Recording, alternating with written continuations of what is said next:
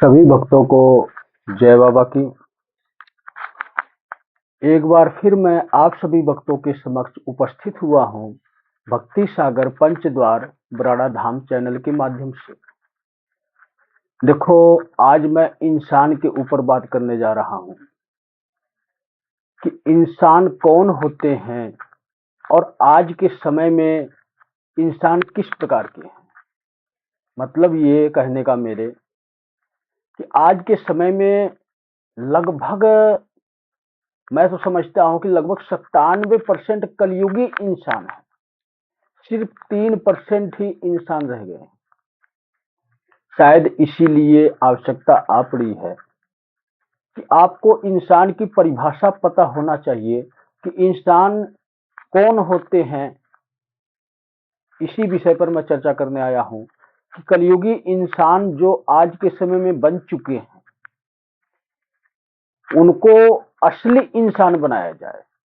मतलब ये कि एक तो कलयुगी इंसान है और एक असली इंसान होते थे जो कि आज के समय में वो विलुप्त हो चुके हैं, असत्य के मार्ग पर चलकर छल कपट का जीवन व्यतीत करके। तो आज हम इसी विषय पर चर्चा करेंगे, क्योंकि हमने इससे पहले एक वीडियो जारी किया है जिसमें इंसान की ही परिभाषा बताई गई है, जिस वीडियो का नाम ही है दानव, मानव और शिव।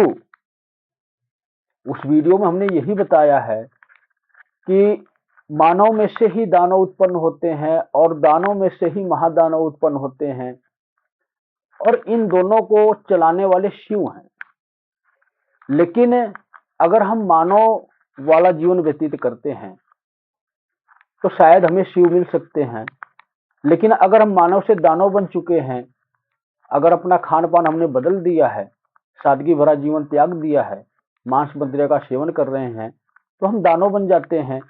और इससे ऊपर की कैटेगरी में जब हम बुरे कर्म करते हैं, जब हम लोगों का बुरा सोचने लगते हैं, किसी का नुकसान सोचने लगते हैं, तो उसी को हम कह देते हैं कि महादानव। मतलब अपना एक स्वयं का जीवन नष्ट करना वो तो अलग बात है, लेकिन अलग प्रक्रिया से कलयुग के हिसाब से चलना और किसी दूसरे को नुकसान पहुंचाना, ये हमारा अधिकार नहीं होता है। हम किसी को सजा देने के अधिकारी नहीं हैं। अगर किसी ने कोई बुरा कर्म किया है तो उसका सजा देने का अधिकारी स्वयं शिव होते हैं, या उनके गढ़ होते हैं, या उनसे संबंधित किसी भी प्रकार की शक्तियां हो सकती हैं जो उन्हीं के स्वरूप में कार्य करती हैं। अनेकों प्रकार के देवी देवता है, वो बुरे कर्मों का सजा देने के अधिकारी होते हैं और वो ही सजा देते हैं। लेकिन अगर हम किसी को अपने मर्जी से सजा देते हैं, किसी के जीवन में बाधा उत्पन्न करते हैं, तो किसी भी तरह से हम मानव नहीं रह गए। मानव तो हम रहे ही नहीं किसी भी प्रकार से। हम अपना कर्म ही भूल गए। क्या हमारे कर्म हैं? हमें सिर्फ अपना जीवन मिला है तो हमें अपने वास्ते मिला है। ये नहीं कि हम किसी दूसरे के लिए इस्तेमाल करें अपने जीवन का, वो भी उसको जीवन में परेशानी उत्पन्न करने के लिए। ये अधिकार हमें नहीं मिलता है। इन बातों को हम यही रोक कर हम आपको ये बताना चाहते हैं कि जिस तरह मानव होते हैं, मानव का मतलब भी होता है एक साधारण आदमी। और साधारण आदमी किसको कहते हैं? आपको साधारण आदमी तक नहीं रहना है। साधारण आदमी वो होता है जिस व्यक्ति ने जन्म लिया इस पृथ्वी पर और अपने क्रियाकलापों को भूलकर सिर्फ अपने स्वार्थ के लिए अपना जीवन ही उसको याद हो। कहने का तात्पर्य ये है कि जो इंसान जन्म लेने के बाद किसी भी प्रकार की कोई जिम्मेवारी नहीं समझता है, अपने परिवार वालों की कोई जिम्मेदारी नहीं उठाता है, उनकी देखभाल नहीं करता है, सिर्फ अपने में मस्त रहता है, अपना जीवन व्यतीत करता है, अपनी खुशियां देखता है, अपनी इच्छाएं पूरी करता है, तो वो सिर्फ और सिर्फ एक आदमी है। लेकिन क्या आप आदमी बन के रहना चाहते हो? आदमी का असली तात्पर्य यही होता है कि ये किसी भी धर्म से आदमी हो सकते हैं और ऐसे लोगों को जीने का अधिकार भी नहीं होता है। क्यों नहीं याद होता है? क्योंकि जब आप स्वयं की भक्ति नहीं करते हो और स्वयं के परिवार की सुरक्षा नहीं करते हो और घर की अपनी जिम्मेदारियां नहीं उठाते हो, तो आप तो स्वार्थी हो गए। बहुत से लोगों को आप लोगों ने देखा होगा कि दारू शराब पीने की आदत उनकी बन चुकी है और मांस का सेवन तो करते ही करते हैं। अगर कुछ ऐसे भी हैं जो नहीं करते हैं, तो वो क्या अपना जीवन कैसा व्यतीत कर रहे हैं। ये तो शर्म की बात है कि परमात्मा ने आपको जन्म दिया, आपके माँ बाप हैं, आपके भाई बहन हैं, आपकी पत्नी है, आपका परिवार है, और परिवार की जिम्मेदारियों को देखने की बजाय आप अपनी दुनिया में मस्त हो। ये आप भूल जाते हो कि मेरे भी बच्चे हैं या मेरे भी माँ बाप हैं। जिस प्रकार छोटे बच्चे होते हैं, एक माँ सेवा करती है, एक बाप सेवा करता है, उनकी देख रेख करता है, तब वो छोटा बालक कहीं जाकर वयस्क पुरुष होता है और कमाने लायक होता है, जो कि परिवार चला सके। और उसी प्रकार ही हमारे माँ बाप भी होते हैं। माँ बाप ने हमें जन्म दिया, हमें पाला पोसा, इतनी मेहनत की, इतने पैसे हमारे ऊपर खर्च किए, लेकिन हम उनको क्या देते हैं, क्या मांगते हैं वो हमसे? सिर्फ और सिर्फ 2 वक्त की रोटी और समय अनुसार जिनको उनको जिस चीज की आवश्यकता है वही चाहिए। उनको घर में शांति चाहिए, प्यार चाहिए, और सबसे बड़ी चीज पता क्या मांगते हैं? सिर्फ और सिर्फ आपकी खुशियां मांगते हैं। उनकी इच्छा ही असली यही होती है कि मेरी आंखों के सामने मेरा बालक, मेरा बेटा कभी दुखी ना हो, हमेशा आगे बढ़े। उनकी तो ये भी कामना होती है कि जितनी कामयाबी मैंने अपने जीवन में हासिल की है उससे भी कहीं ज्यादा कामयाब हो। और एक बात आपको पता है, आपके माँ बाप बुजुर्ग जो हैं, कभी भी किसी भी मंदिर में, गुरुद्वारा में, मस्जिद में, चर्च में, कहीं भी अगर जाते हैं, वो किसके लिए मांगते हैं? उन्होंने कभी अपने लिए नहीं मांगा होगा कि मुझे ये सुख दो। उनका तो बुढ़ापा आ गया, वो बुजुर्ग हो चुके हैं, अपने जीवन की यात्रा पूरी कर चुके हैं, लेकिन उस पल भी वो जाकर उनकी शरण में यही विनती करते हैं कि मेरे बच्चों को सुखी रखें, उनके जीवन में कोई तकलीफ ना आए। लेकिन आप क्या करते हो? आप तो अपना फर्ज ही भूल जाते हो, अपनी दुनिया में मस्त हो जाते हो, सिर्फ एक दारू शराब में खो जाते हो। इस प्रकार के लोग एक साधारण आदमी हैं जिनका कोई अस्तित्व ही नहीं है। उनको यही नहीं पता है कि हमें जीवन किस लिए मिला है, हमारे कर्म क्या कहते हैं, हमें कहां जाना चाहिए। लेकिन आज क्या हो रहा है कि सभी इंसान एक विपरीत दिशा में चल रहे हैं। कहते हैं हम इस संस्था से जुड़े हुए हैं, हम महाराज जी के प्रवचन सुनते हैं, हम पूजा पाठ भक्ति करते हैं, लेकिन यहां पर आकर बहुत बड़ी गलती करते हैं। मानता हूं कि कुछ लोग उसमें से होते हैं जो परिवार चलाने वाले होते हैं, लेकिन वो भी कहीं ना कहीं गलत हैं। वो डिटेल मैं आपको अगली वीडियो में भी दे दूंगा, या अन्य वीडियो में इससे पहले हमने दे रखी है कि पूजा पाठ भक्ति करने के बाद भी हमारे परिवार में सुख शांति क्यों नहीं आती है। ये सब यही कारण होते हैं, छोटी छोटी गलतियों की वजह से हमारे जीवन में बाधाएं उत्पन्न होती हैं और हम पाप के भागीदार बनते जाते हैं। लेकिन आज आपको मैं वो सच दिखाना चाहता हूं कि जो इंसान की असली परिभाषा होती है। अभी मैंने आपको सिर्फ एक आदमी की परिभाषा बताई है, और इसमें बहुत सारे पहलू आते हैं। अगर हम बारीकी से समझाएं आपको तो वीडियो बहुत लंबी हो जाती है, लेकिन हमने शॉर्टकट में आपको आदमी की परिभाषा समझाई है। कहने का मतलब सिर्फ और सिर्फ मेरा यही है कि आप अपने परिवार में हो तो सिर्फ आपके 2 कार्य हुए हैं, बहुत ही जरूरी दोनों कार्य हैं। अगर इस दोनों कार्य में से अगर एक भी कार्य आप छोड़ते हो तो आप किसी भी प्रकार से इंसान नहीं रहे। या आप इतना समझ लो, ये संकेत है कि आप उस मार्ग पर चल रहे हो जिस मार्ग पर अधर्म होता है, और अधर्म जब होता है तो हम सजा के पात्र होते हैं। और वो दोनों मार्ग क्या है? आपका जीवन स्वयं आपका है, मेरा नहीं है। ना ही मैं आपसे मांगता हूं और ना ही मैं आपको कहता हूं कि आप मेरे बताए हुए मार्ग पर चलो। मैं तो सिर्फ इतना ही कहता हूं कि एक बार आप मन के भाव से मेरी बातों को अपने मन की गहराइयों में उतार के देखो। मतलब ये कि एक बार आप ठंडे स्वभाव के साथ मेरी बातों पर सोच विचार अवश्य करो कि इन्होंने क्या कहा है, ये हमारे लिए सही है या गलत है। तो आपके कौन से दो कार्य हैं जो बहुत ही आपके जीवन के लिए अनिवार्य है? अगर उस प्रकार के आप दो कार्य नहीं करते हो तो आपका जीवन अति ही कठिनाइयों पूर्ण होगा।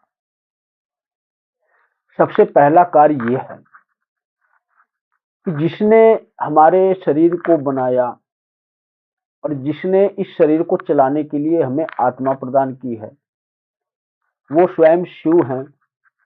उन्होंने ही हम पर ये कृपा की है कि हम इस पृथ्वी पर रहकर कर्म करें और अपनी इच्छानुसार अपनी सुख सुविधाओं को बढ़ाएं और अपना परिवार चलाएं। तो हमारा क्या फर्ज है? हमारा फर्ज यही है कि जब ये कार्यरत शरीर शिव ने तैयार किया है तो उनका कोई ना कोई किसी ना किसी प्रकार तो एहसान है हम प्राणियों पर, हम इंसानों पर। मतलब ये कि हम कर्जदार हैं, उस शिव के कर्जदार हैं, सबसे पहले कर्जदार हैं। और कर्जा हमारा ये कब पूरा होता है? जिसे हम मोक्ष कहते हैं ना। अगर कोई बहुत ही अच्छे कर्म करके जो इस जीवन की शैली की कहानी लिखी जाती है, ये दो प्रकार से लिखी जाती है, एक बुरे कर्मों की और एक अच्छे कर्मों की। तो अगर हम अच्छे कर्म करते हैं, अपने परिवार में सबका ख्याल रखते हैं, सबकी बातों को समझते हैं, सबकी जरूरत को पूरा करते हैं, ये हमारी जिम्मेदारियां होती हैं। लेकिन अगर हम इसी के साथ साथ जिसने हमें शरीर प्रदान किया है और इस शरीर को चलाने के लिए आत्मा प्रदान की है, अगर हम उसकी भक्ति करते हैं तो तब हमें मोक्ष की प्राप्ति में होती है। और मोक्ष की प्राप्ति इतना आसान नहीं होता है। हो सकता है कि आपके पिछले जन्मों के बुरे कर्म की वजह से देरी हो सकती है, लेकिन मैं इतना अवश्य कहूंगा कि सिर्फ और सिर्फ शिव ही मोक्ष का मार्ग खोलते हैं। और ये मोक्ष का मार्ग तब ही खुलता है कि जब हम इस संसारिक दुनिया में रहते हुए जो हमारे फर्ज हैं, जो हमारे संस्कार हैं, उन संस्कारों को याद रखते हुए, माँ बाप की सेवा करते हुए और अपने परिवार की जरूरत को पूरा करते हुए और स्वयं के घर में, अपने ही घर में रहकर स्वयं की भक्ति करते हैं। और ये भक्ति बहुत ही आसान है। सिर्फ और सिर्फ आपको शिव की भक्ति करनी है, क्योंकि ये मध्यम काल चल रहा है और ये भक्ति बहुत ही अनिवार्य है हर एक व्यक्ति के लिए, हर एक इंसान के लिए। मैंने ये आपको बोल दिया कि सिर्फ और सिर्फ शिव की भक्ति करनी है, तो मतलब क्या इसका है? आपके मन में ये सवाल आ गया होगा कि इसका मतलब कि हम अन्य किसी देवी देवता की भक्ति नहीं कर सकते।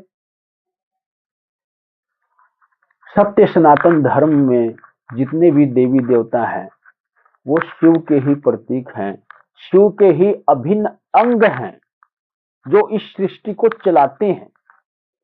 और हमें अपनी जरूरत पूरा करने के लिए हमारी जीवन में जिस प्रकार की आवश्यकता है भक्ति करने की, जिस प्रकार की हमारी कामना है, उस हिसाब से हम किसी भी देवी देवता की भक्ति कर सकते हैं। लेकिन यह बहुत ही अनिवार्य हो चुका है कि इस कल के काल के समय में जब तक हम शिव को अपना आराध्य नहीं स्वीकार करते हैं, हमारा जीवन कभी सफल नहीं होगा। हमारे जो बुरे कर्म हैं वो कहीं ना कहीं हमें दंडित करेंगे, क्योंकि सृष्टि के फेरबदल में जब अनहोनी होगी, हो सकता है कि अन्य देवी देवता हमें ना बचा पाए, हमारे बुरे कर्म वहां खींच कर ले जाएं और हमारी मृत्यु हो जाए, या किसी भी प्रकार से और भी जीवन हमारा कठिनाइयों भरा हो जाए। तो सबसे अनिवार्य यही है, और शिव भक्ति का नियम और तरीका मैंने अन्य वीडियो में दे रखा है, आप वहां जाकर उस वीडियो में सीख सकते हैं, समझ सकते हैं कि शिव भक्ति कैसे की जाती है। और दूसरी बात ये कि अब सत्य सनातन धर्म की स्थापना होने वाली है, और जब सत्य सनातन धर्म की स्थापना होती है, ये सिर्फ भारत देश के लिए नहीं है, पूरी दुनिया के लिए है। और सत्य सनातन धर्म की जब स्थापना होती है तो तब सिर्फ और सिर्फ लोगों के विचार बदले जाते हैं। मेरा कहने का मतलब ये है कि आज के समय में कलयुगी इंसान हर कोई बन चुका है, चाहे वो किसी भी जाति से हो या किसी भी धर्म से हो, लेकिन उसकी मानसिकता, उसकी सोच कुछ ना कुछ विपरीत होती है, जिससे किसी ना किसी का नुकसान होता है, चाहे वो किसी भी जाति धर्म से हो। जो मैंने अभी तक बताया और बात की आपसे, ये सिर्फ हिंदुओं के लिए है कि शिव भक्ति कैसे करनी है, आपको अन्य वीडियो में मार्ग मिल जाएगा। लेकिन अब मैं कहां जाना चाहता हूं, अपने हिंदू धर्म से बाहर निकलकर बात करना चाहता हूं। और मैंने पूरी दुनिया की बात की है कि हर किसी की मानसिकता बदलने की आवश्यकता है, हर किसी की सोच बदलने की आवश्यकता है, इस कलयुगी इंसान को बदलने की आवश्यकता है। और इस इंसान में सभी जाति और धर्म के लोग आते हैं। तो आप इतना समझने की कोशिश करो कि जब सभी और जाति के, धर्म के लोगों की मानसिकता बदलेगी, उनकी सोच बदलेगी, और जब वो असली इंसान बनेंगे तो झगड़ा किस बात का होगा? फिर तो कोई झगड़ा रहेगा ही नहीं। हर व्यक्ति के अंदर इंसानियत पैदा हो जाएगी, और जब इंसानियत पैदा होती है तो उस व्यक्ति को भगवान मिलते हैं, और जब भगवान मिलता है तो वही इंसान एक धर्म गुरु तैयार होता है, जो सत्य का मार्ग दिखाता है। और ये धर्म गुरु सिर्फ एक धर्म से नहीं होते हैं, इस प्रकार के धर्म गुरु हर धर्मों में हो सकते हैं। लेकिन सबसे पहले हमें इंसानियत पैदा करनी है अपने अंदर। और इंसानियत का मतलब क्या होता है? दया भाव। ये दया भाव आज के समय में कुछ भ्रष्ट लोग हैं, कुछ पाखंडी लोग हैं, जिन्होंने नष्ट कर दिया है। आप तो कट्टर हिंदू हैं और दूसरों को भी कट्टर हिंदू तैयार कर रहे हैं, तो कहां से ये देश चलेगा? आपको तो यही पता नहीं कि असली इंसान कौन है और कलयुगी इंसान कौन है। जो असली इंसान भी हैं, जो थोड़े बहुत मात्रा में बचे हुए हैं, उनको भी आप कलयुगी इंसान बना रहे हो। और जो लोग कलयुगी इंसान तैयार करते हैं, वो मेरे लिए सबसे पहले नंबर पर अपराधी माने जाते हैं। और जो अपराधी साबित हो गया, उसको सजा मैं अवश्य देता हूं। मैं बात कर रहा था आप लोगों से अन्य धर्मों के बारे में, कि जब मैंने आपको ये बोला है कि सत्य सनातन धर्म की स्थापना होगी, और हमारा सत्य सनातन धर्म एक ऐसा महान धर्म है जिसके अंतर्गत सभी प्रकार के धर्म आते हैं। सिर्फ सत्य सनातन धर्म की छत्र छाया में जो धर्म रहते हैं, उन धर्मों की सुरक्षा भी होती है। स्वयं शिव तय करते हैं। जो धर्म विपरीत दिशा में जाते हैं, जो धर्म सत्य सनातन धर्म को ही नुकसान पहुंचाने की कोशिश करते हैं, उनका धर्म एक टाइम ऐसा आता है कि नष्ट हो जाता है। ये मेरी चेतावनी नहीं है, एक सलाह के रूप में आपके समक्ष रख रहा हूं। इस बात को मैं समझता हूं कि इस कलयुग के प्रभाव से जितने भी धर्म हैं, उनमें से कुछ धर्म ऐसे भी हैं जिनके अंदर बहुत ही कट्टरता आ चुकी है, और जो अपनी जनसंख्या को, अपनी आबादी को बढ़ाना चाहते हैं और अपने धर्म की ध्वजा को लहराना चाहते हैं, चाहे वो मुस्लिम धर्म हो, चाहे वो ईसाई धर्म हो। क्या आप लोग जानते हो कि गुरु नानक देव जी कौन थे? उनका जीवन एक तपस्वी जीवन था, और स्वयं वो मेरी भांति ही सोच रखते थे, जिस प्रकार की सोच मेरी है।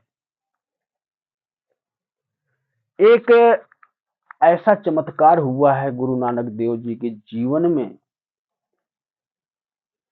जब वो चमत्कार हुआ तो उनकी सोच बदल गई, क्योंकि वो भी एक दिव्य पुरुष थे। उनकी इच्छा से ही सृष्टि में सब कुछ उस वक्त कुछ समय के लिए, कुछ पल के लिए घटित हुआ था। और घटित होने का मतलब क्या है कि समाज को प्रेरणा देना, समाज को सीख देना, सही दिशा में चलो। कभी भी आप लोगों ने ये देखा है कि कोई सरदार किसी मुस्लिम से भेदभाव कोई रखता हो? अगर कोई रखता होगा तो वो अज्ञानी पुरुष ही होगा। लेकिन आज कलयुग के प्रभाव से हमारे सिख धर्म में भी बहुत से भ्रष्ट लोग आ चुके हैं। धर्म कभी अलग नहीं होता, धर्म तो सिर्फ सत्य होता है। नाम अलग है। धर्म किसे कहते हैं आपको यही पता नहीं है। असली जो सत्य है वही शिव है, और शिव के मार्ग पर चलना ही असली धर्म होता है। नाम हमारा कोई भी हो सकता है। जिस प्रकार से कंपनियों के नाम अलग अलग होते हैं, लेकिन सामान सभी कंपनियां ही तैयार करती हैं। वही एक ही सामान 4 कंपनियां, 5 कंपनियां, 10 कंपनियां भी तैयार कर सकती हैं, लेकिन सामान तो वही है। तो कहने का मतलब मेरा ये है कि हमारे धर्म के नाम दिए गए हैं।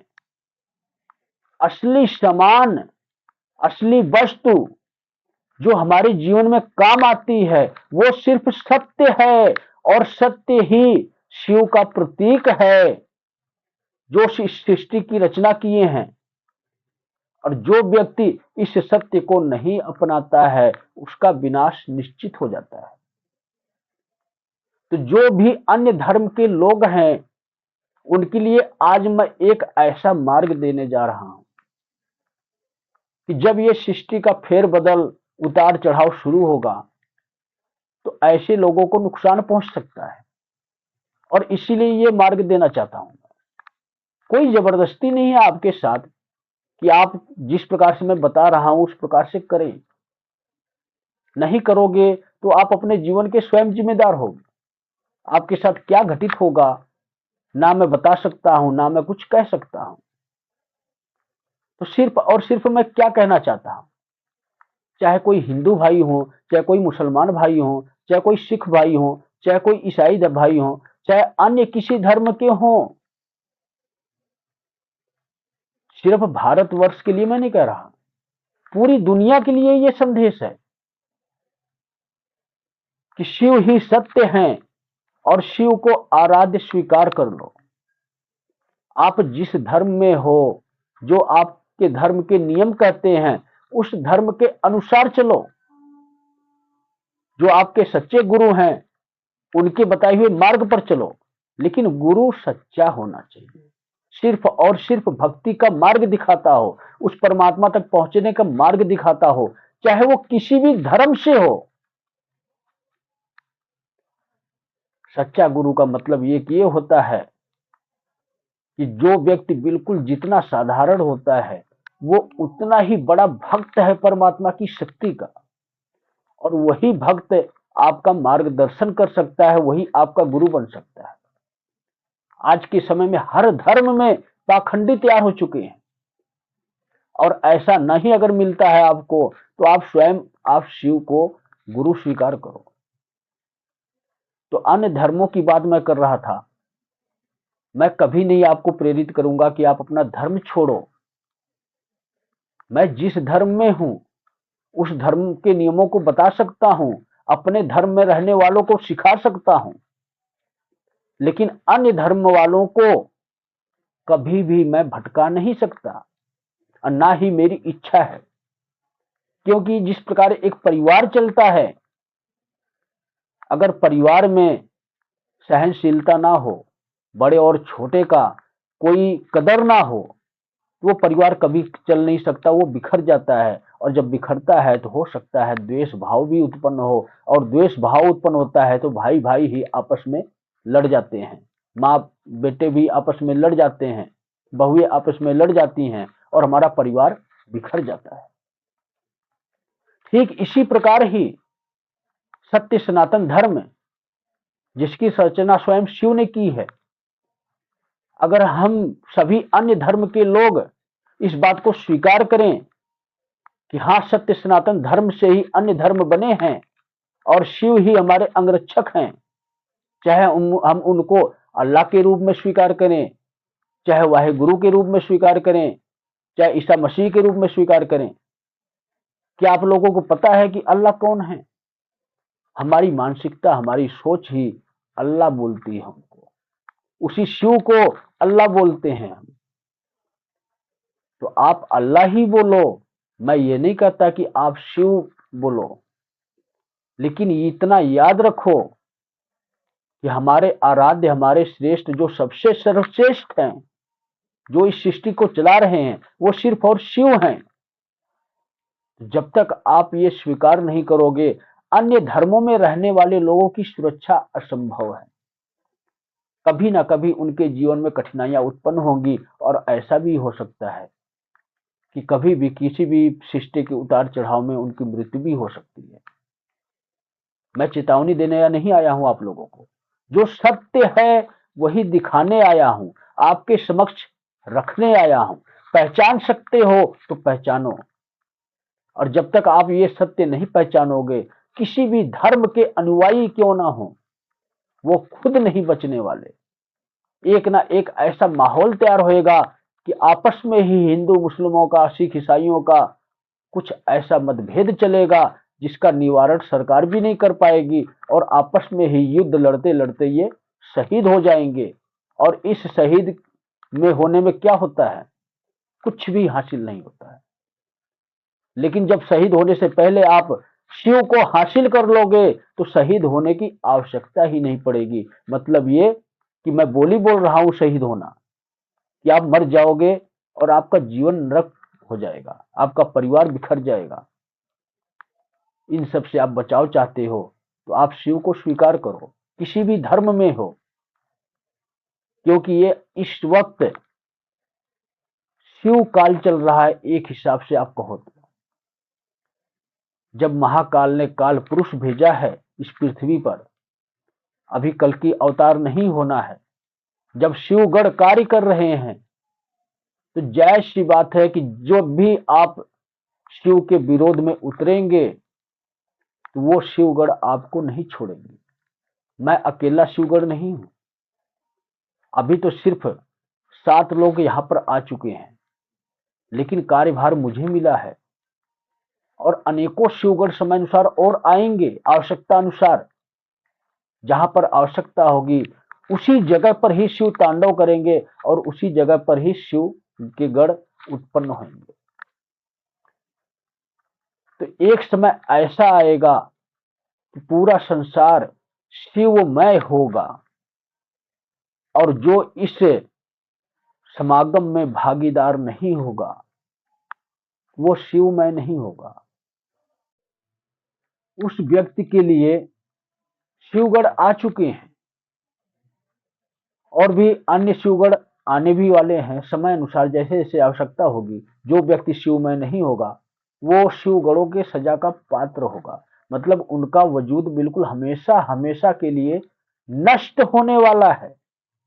जो शिव को स्वीकार नहीं करेगा, अभी 5 और से 7 साल का टाइम बचा है,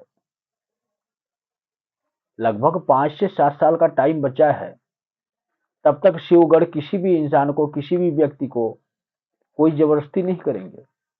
अभी तो वो कार्य कर रहे हैं। जब अधर्म को समाप्त कर देते हैं शिवगढ़, इसके बाद फिर हम नंबर आता है हम इंसानों का।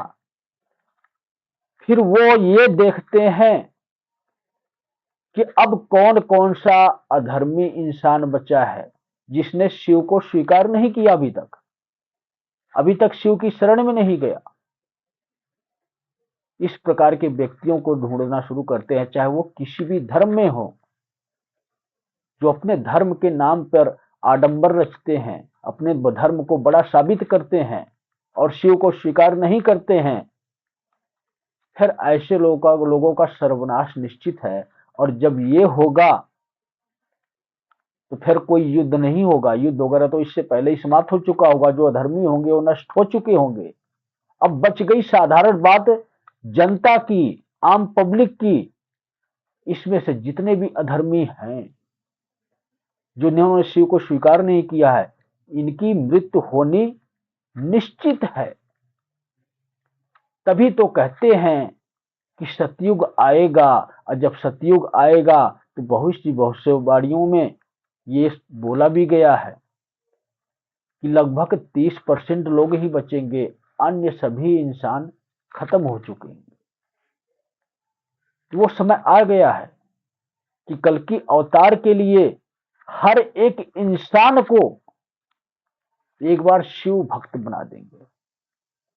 और जब शिव भक्त बन जाएंगे, इसके बाद दोबारा से सतयुग की तरह ही शिव युग शुरू होगा। और इसके बाद जब कलयुग दोबारा चरम सीमा पर पहुंचेगा, तब जाकर कल की अवतार होगा। मेरा किसी भी धर्म से कोई वैर नहीं है, ना ही मैं ये कहता हूं कि आप अपने धर्म का त्याग करो। मैं तो ये कहता हूं कि आप किसी भी धर्म में रहो, सिर्फ और सिर्फ अपने मन के भाव से शिव को स्वीकार करो। और जब तक आप स्वीकार नहीं करोगे, आपको किसी भी अन्य धर्म में रहने का अधिकार नहीं मिलेगा। सिर्फ यही सत्य सनातन धर्म का असली नियम है। और इस नियम को जो भी व्यक्ति नहीं अपनाएगा, तो उसके लिए मेरी ये चेतावनी नहीं है, ये शिव का संदेश है कि उस धर्म को ही नष्ट कर दिया जाएगा। तो शिव की स्वयं की इच्छा है कि अपने आप को इंसान बनाओ। मानव और आदमी की कैटेगरी को त्यागो। स्वयं सभी लोग एक इंसान बनो और हर इंसान के अंदर, हर इंसान के लिए इंसानियत होनी चाहिए। अगर आपने अपने अंदर इंसानियत नहीं पैदा की, तो आप कभी भी अपने किसी भी धर्म में रहते हो उस शक्ति को हासिल नहीं कर सकते। और जब हासिल नहीं कर पाओगे, तब जाकर आपका अंत निश्चित हो जाएगा। तो सबसे पहले आपको इंसान बनना है, और इंसान बनने के बाद अपने अंदर इंसानियत पैदा करनी है। और जिस दिन इंसानियत पैदा होती है, उस दिन वो इंसान वो भगवान से मिल पाता है, अपनी अंतर आत्मा की शक्तियों को जागृत कर पाता है। और जिस प्रकार की वो भक्ति करता है, किसी भी धर्म में हो, वो स्वयं को पहचान पाता है कि मैं कौन हूं और मेरे कर्म मुझे क्या कहते हैं, मुझे कहां पहुंचना चाहिए और किस मार्ग पर चल रहा हूं। इन सारी बातों का ज्ञान होता है। शिवमय वाली दुनिया जो होगी, ये अपने आप में एक अद्भुत दुनिया होगी। हर एक व्यक्ति जागृत हो चुका होगा, स्वयं में खुद वो शक्तिवान हो चुका होगा। लगभग 1000 या 1100 वर्ष तक इसी प्रकार शिवमय रहेगी दुनिया। और इसके उपरांत हमने टाइम दिया है आपको 21 या 2200 वर्ष, और बचे हुए 700-800 वर्ष के बीच में ही कलयुग इतना प्रभावी हो चुका होगा, इतने तगड़े तगड़े राक्षस इंसानों के अंदर प्रवेश करेंगे कि सब समय चक्र अचानक बदल चुका होगा। और उस वक्त जो इंसान होंगे बहुत ही दुखी और परेशान हो जाएंगे।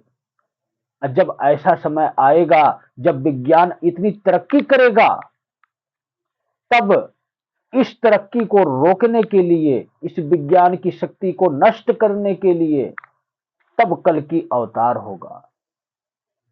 तो हमें अवसर मिल रहा है कि अपनी सोच बदलें, हम अपनी मानसिकता बदलें, हम हिंदू मुस्लिम सिख ईसाई के भेदभाव को नष्ट करें और अपने धर्म में रहते हुए शिव को स्वीकार करें। ये अवसर जो भी व्यक्ति ठुकराएगा, वो फिर समय ही बताएगा कि उस व्यक्ति के साथ क्या होगा। मैं तो सिर्फ और सिर्फ सलाह के रूप में आपके समक्ष शिव का प्रस्ताव रख रहा हूं, ताकि आप ये ना कह सकें कि गुरुजी जब आप ही सब कुछ कर रहे हो और तो आपने ही मार्ग क्यों नहीं दिखाया। तो सभी भक्तों को जय बाबा की।